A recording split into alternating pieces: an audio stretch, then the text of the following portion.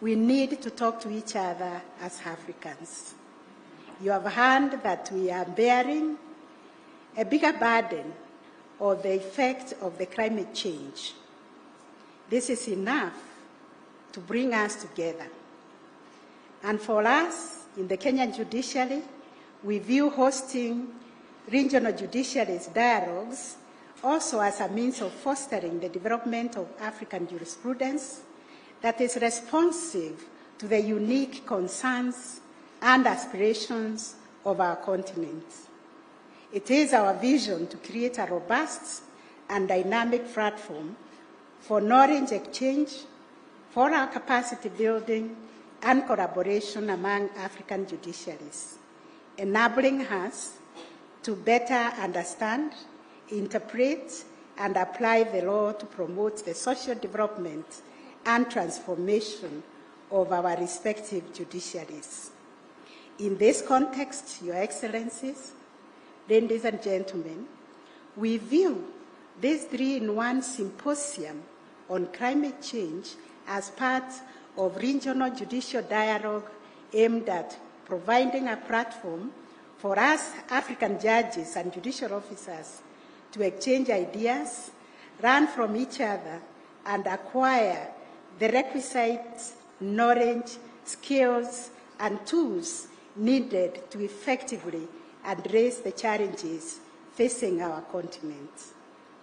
As we all know, our continent is particularly vulnerable to the impacts of climate change. Our people, our economies, and our natural resources are all at risk as we grapple with the devastating consequences of rising temperatures, erratic weather patterns, and loss of biodiversity.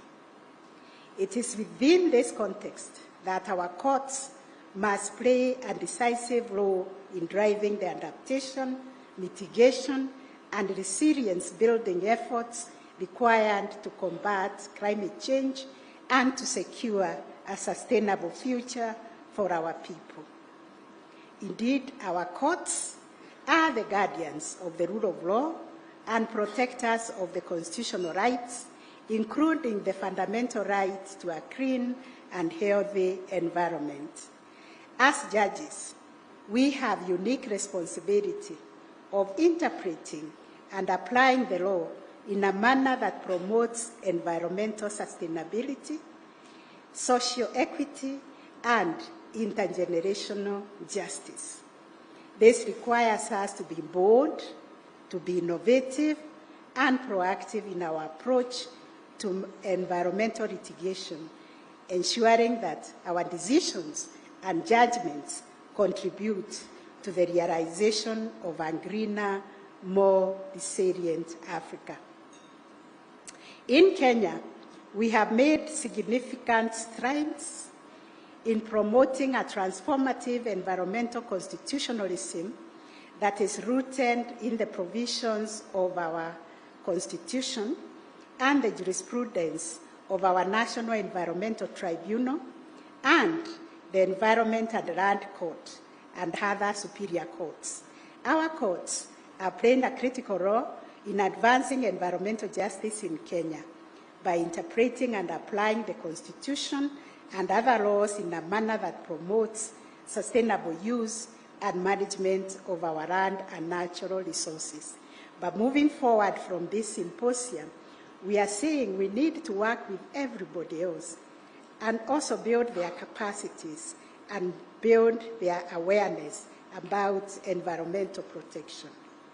And as we look to the future, it is imperative that our judiciaries in Africa will continue to play a proactive role in the fight against climate change and building successes and lessons learned from our experiences thus far.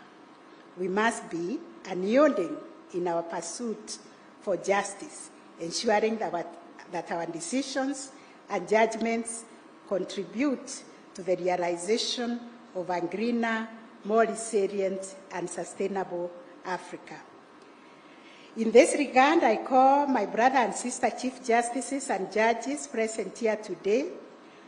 We all join hands in a united front against climate change, we leverage on our collective wisdom, expertise, and our power of convening others to develop a jurisprudence that is uniquely African and responsive to our shared concerns. Let us collaborate, let us learn from one another, and share our experiences as we work together to build a brighter, more sustainable future for our continent and our people.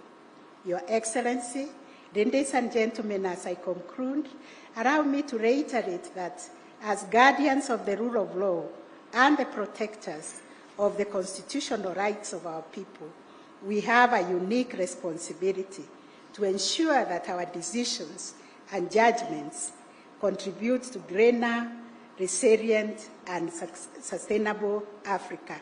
Let us seize this moment to reaffirm our commitment to the cause of environmental justice and to pledge our unwavering support to all the efforts that have been put together by our respective judiciaries in combating climate change. Together we can make a difference, and together we can build a brighter, more sustainable future for our continent and our people. I wish you all a very, very fruitful and enriching symposium, and I am confident that our deliberations in the next few days will yield meaningful insights and lasting partnerships that will serve to strengthen our collective resolve in the fight against climate change. Once again, Your Excellency, I extend a very, very warm welcome to our guests to Nairobi, and pray that our shared efforts in pursuit of environmental justice will bear fruit for generations to come. And now, ladies and gentlemen, Your Excellencies, my lords and ladies, please join me as I welcome His Excellency, the President of the Republic of Kenya, to address this gathering and officially open the symposium. Welcome, sir, to come and address us.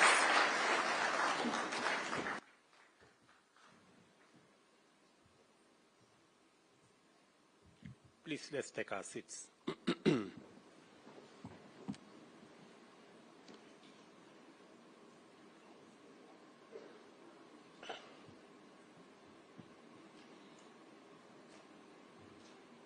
Madam Chief Justice and President of our Supreme Court, Madam Deputy Chief Justice, Chief Justice Emeritus, the Honorable Willie Mutunga, and the Honorable David Maraga, Chief Justices from various parts of our continent, judges of the Supreme Court, distinguished judicial officers from different parts of our continent, ladies and gentlemen, and our visitors, good morning and welcome. Welcome to Nairobi and welcome to Kenya. I join Madam Chief Justice for the convener of this symposium in welcoming you to both Nairobi and Kenya. Let me volunteer some information about Nairobi and about Kenya. About Nairobi, this is the city that has a national park within 10 minutes from your hotel. So you may find some lion or cheetah, because sometimes they escape from the national park. Please be careful, because they are not domesticated. Welcome to Kenya. And again, on this one, I speak with the authority of a scientist, being a scientist myself, that science has proved that Kenya is the cradle of mankind. You may find yourself having this feeling that you are more at home here than from where you come from. Please understand that this is where we all started, and we can tell you, welcome home.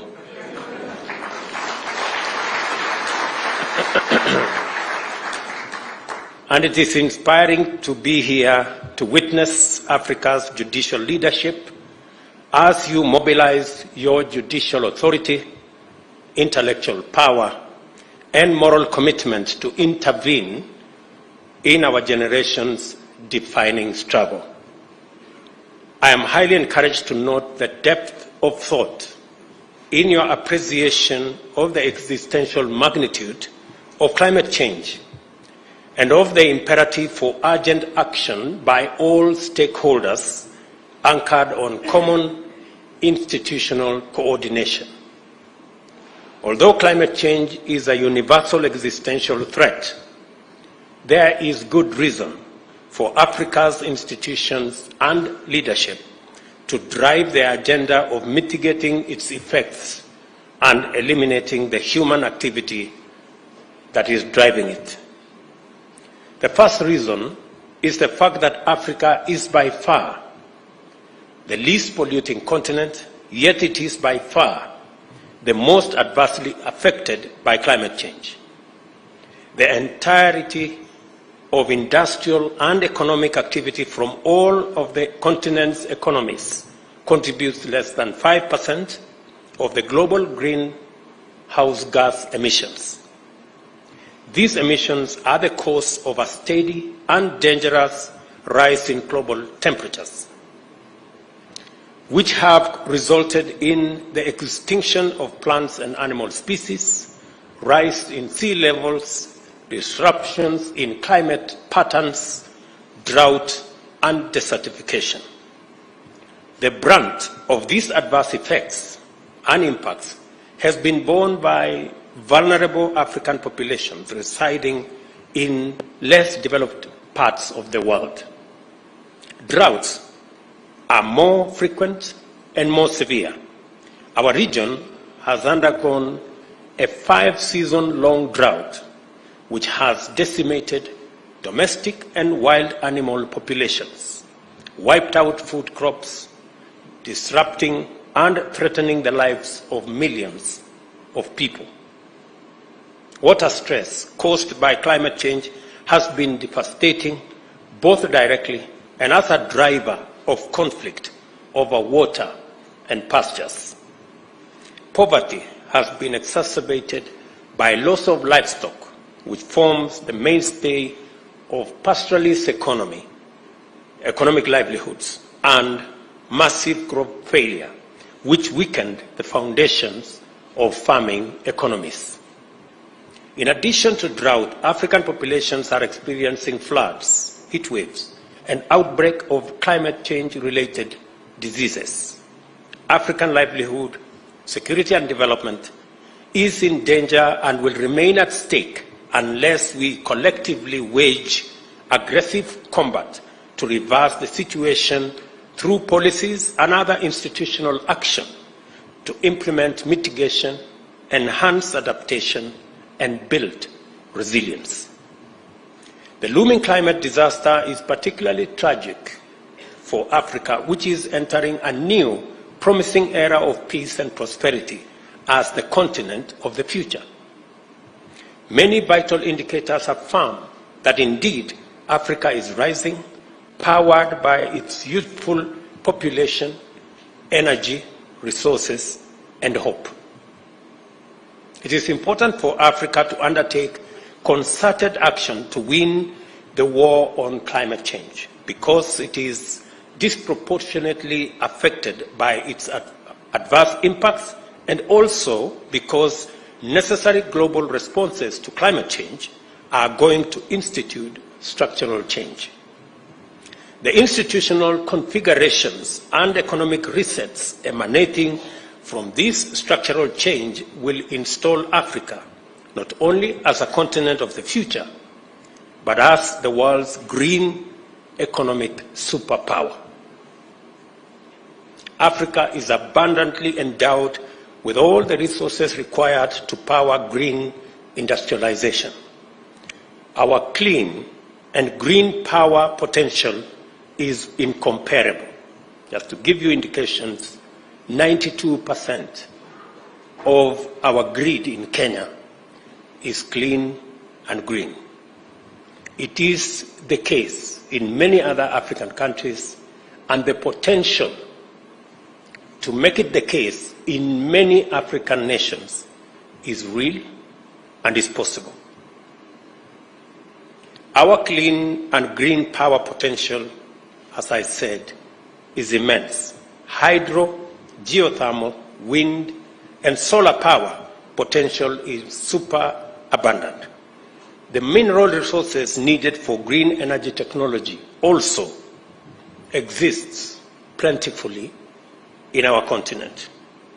We are the world's youngest continent, with a mean age of 25 and growing younger every year. Our people constitute a 3 billion strong market and a pool of skilled, motivated, and capable workforce.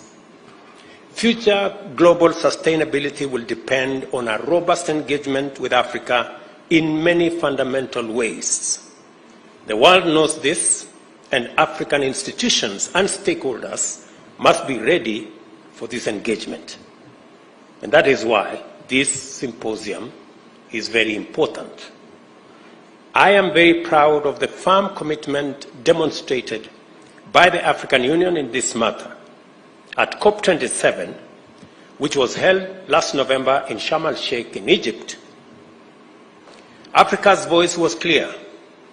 The development path taken by the world's economic and industrial powers is unsustainable and prejudicial to Africa and the global South.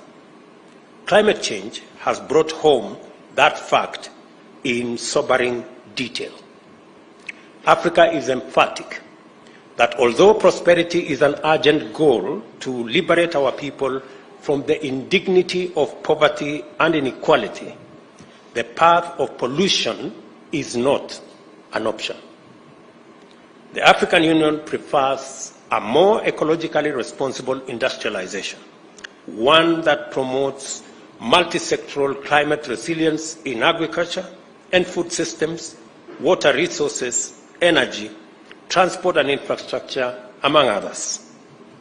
We also insist, quite firmly, that international development financing must be more appropriate for the needs of our existential moment in terms of how much resources is accessible, affordable, and adequate.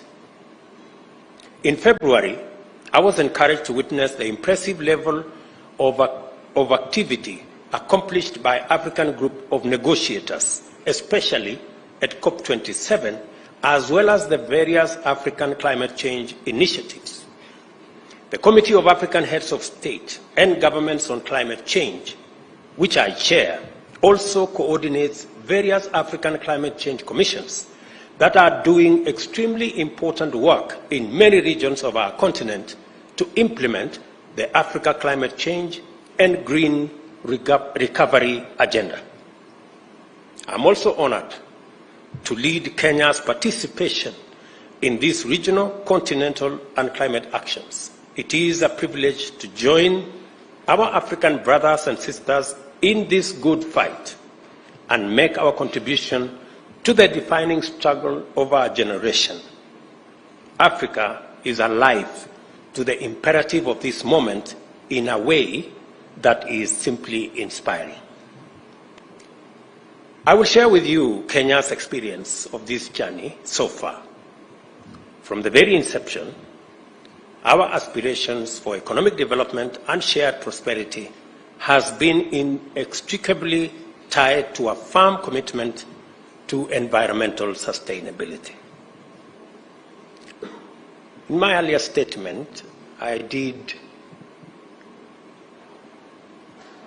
paint the picture of where we are as a continent.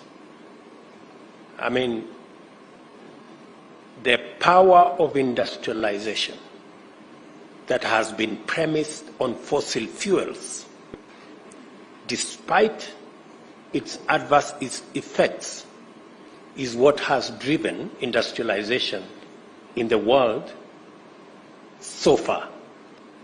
The world today is at a crossroads. The crossroads being, do we continue the fossil fuel powered industrialization, which is destroying our globe with disastrous effects, or do we go green? I think that decision is no longer a decision that we are waiting to make. It is an existential threat that faces us as humanity, and the option is already made for us that we can only go green. Why Africa is in a pivotal position as we go green is because, number one, Africa has the highest reserves and potential for green energy, whether it is geothermal, wind, solar, hydro. No other part of the world has the resources we have. Number two, we have the resources in our continent, the mineral resources, the natural resources, for green energy technology. Number three, we have the greatest potential for green, sustainable agriculture and food production, because 2/3 of the world's uncultivated arable land is in Africa. And number four, we have the youngest population, energetic, innovative, creative. And in any case, 1/4 of the world's population will live in the African continent by 2050. So if you are looking for the people to work for this globe, for humanity, whether you like it or not, they will be in the African continent. Forget about the small migration that is happening now from Africa. Shortly, I promise you, the migration will be in the opposite direction. Very shortly. The only thing that stands between us and the huge potential we have in this continent. And I want to encourage you, as Chief Justices of our continent, the only thing that stands between us and this huge potential is a financial system that was designed to serve a different time. And that is why we are insisting that we must rethink the international financial system to align it with the reality and the imperative of this moment. It is not sustainable anymore for us, the IMF and the World Bank and the International Financial Institution, in its current configuration. And we are not saying we want an international financial system that is favorable to Africa. No. We want an international financial system that is fair to everybody. Having a fair international financial system is not asking for too much. I think it's just asking for what is fair. We want to access development resources at the same rate as everybody else is. It is a fallacy for anybody to imagine that it is possible to grow any part of the world to the exclusion of any other part of the world. Because whether we like it or not, we share this globe. And if today anybody imagines that climate change is affecting the global south more than the global north, it won't be for long. Shortly, we will all either float or sink. So the sooner we have a fair international financial system that makes it possible for us as humanity to exploit all the resources available to us in a sustainable manner, the better for all of us as humanity. The sooner we get ourselves there, the better. As a continent, we want to have a conversation that is balanced. Even as we demand for a fair international financial system, Africa will be coming to the table with our assets. We will not be coming to the table in any other manner. We will come to the table with our assets. We have tremendous renewable energy resources that can power green industrialization, green sustainable agriculture. We will be coming to the table with millions of enthusiastic, hardworking, innovative, creative young people. We will be coming to the table with our natural and mineral resources that can be used for green technology to power the world's future. We will be coming to the table with a huge 3 billion African market. So we will be coming with assets. And I think, good people, we must make our case unapologetically so that we can occupy our place on the table. Because I am told, if you are not on the table, you possibly could be in the menu.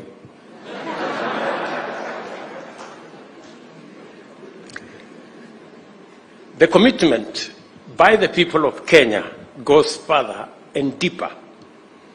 When we enacted a new constitution in 2010, we placed the environment at the foundation of our normative and institutional architecture.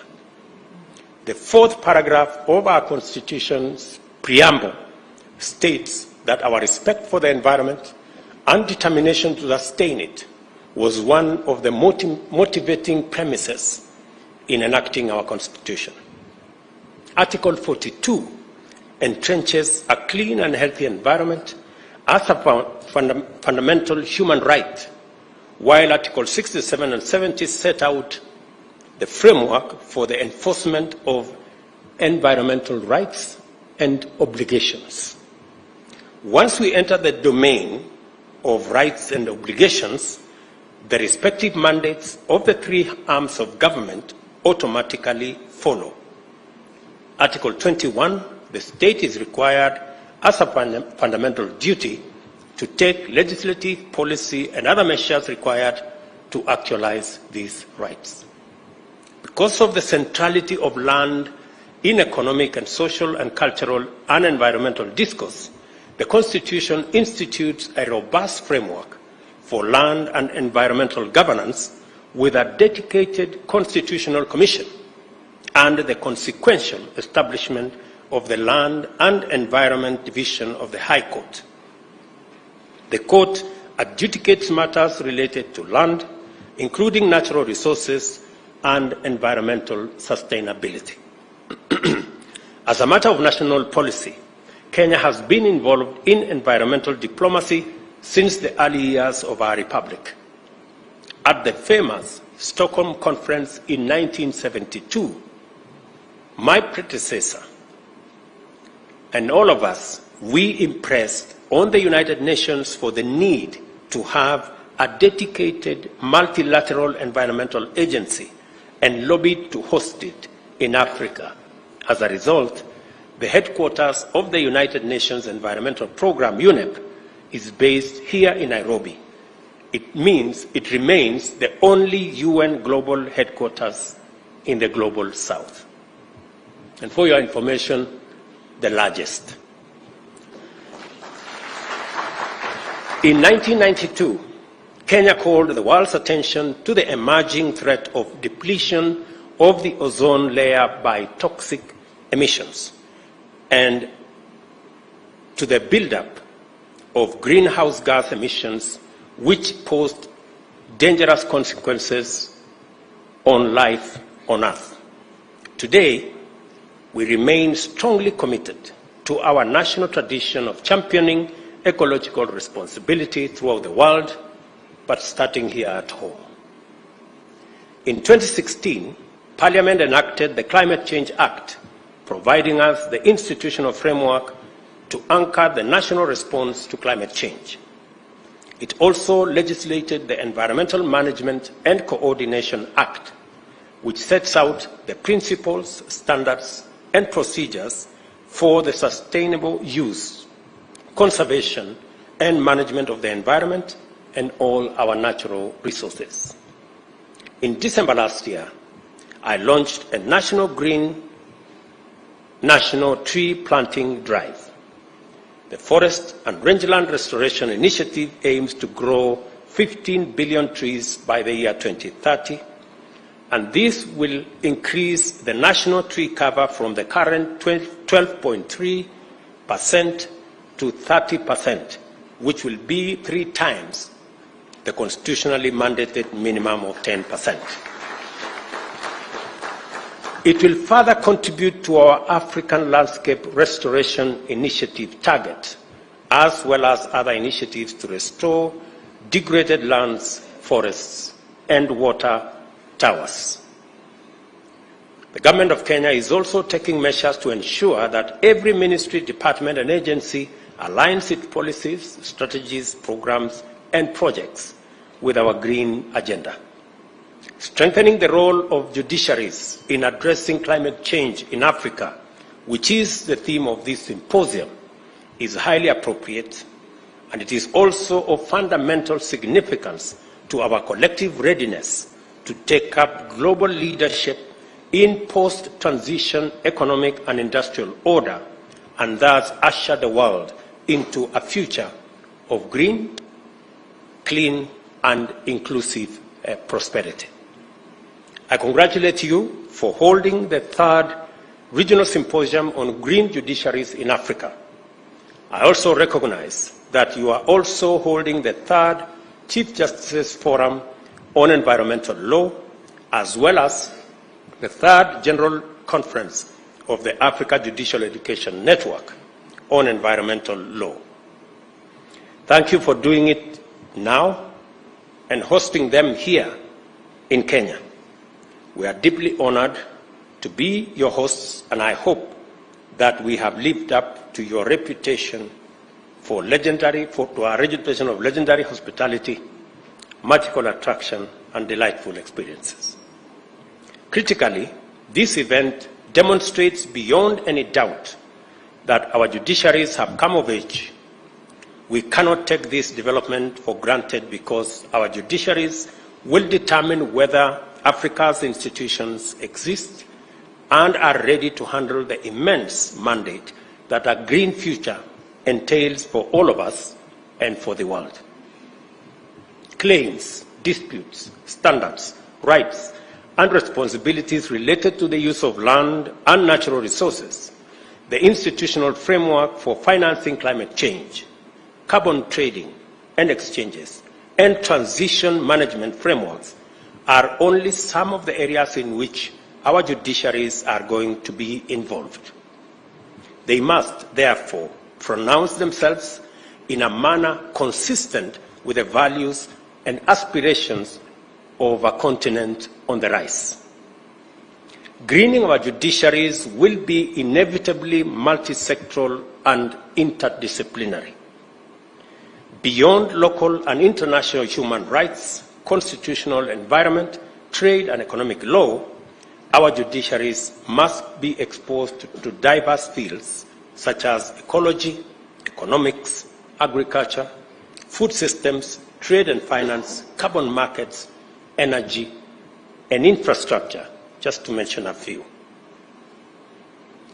to fully play your part in arbitrating and auditing Africa's aspirations to lead a new industrial revolution, our judiciaries will have to collaborate across the length and breadth of our continent, engage with diverse knowledge domains, and interact with numerous sectors.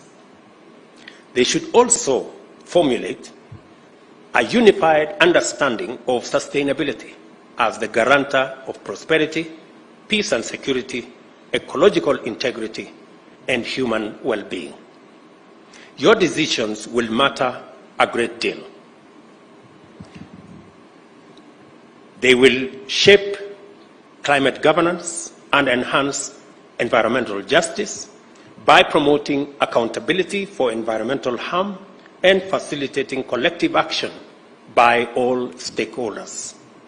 A few days ago, the UN General Assembly passed a resolution that the International Court of Justice renders an opinion obligating the world's biggest emitters to take responsibility for their actions. I equally challenge our judiciary to be creative and imaginative and develop jurisprudence that will enhance climate action based on the polluter pays principle.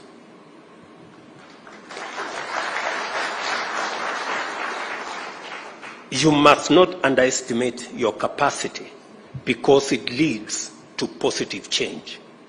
I agree with our Chief Justice's statement that our judiciary should not be left behind in this fight for our sustainable future.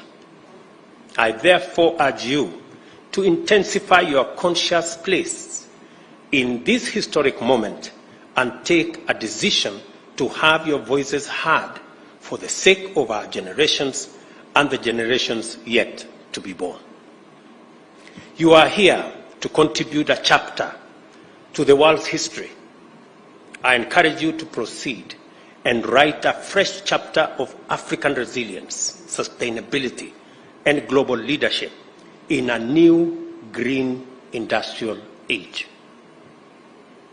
Together with the rest of Africa, I look forward to receiving a positive report about your robust engagements and fruitful deliberations.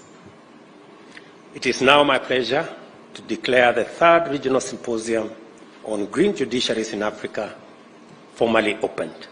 Thank you very much.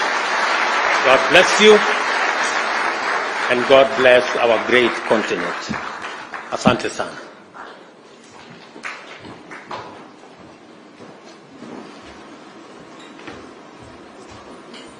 Can we just have one more warm applause for our President, Your Excellency?